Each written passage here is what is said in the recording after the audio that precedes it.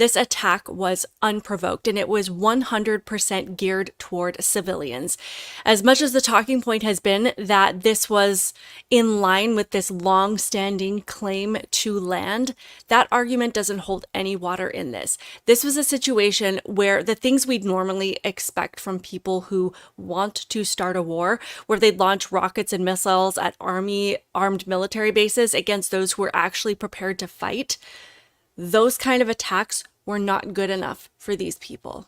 This was a terrorist group who wanted to look into the eyes of each of their terrified, defenseless, unarmed victims, man, woman, child, young, old.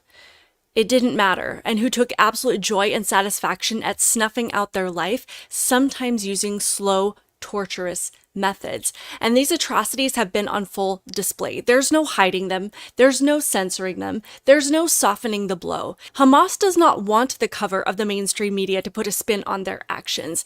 They don't want us to contextualize their behavior. They don't want us to try to add to the bigger picture. They want us to take their brutality for exactly what it is. There were several instances of them taking the phones of their victims and live streaming the torture and murder of these people, mocking the loved ones who were watching in horror. It's not like the politicians we have here in America, because remember, Hamas is, for all intents and purposes, the official government of Gaza, where they heavily rely on the media to take their actions and put a spin on it or cover up the parts that sound the worst. Hamas does not want that. They don't want anyone to cover for them. They don't want someone to put a spin on their actions.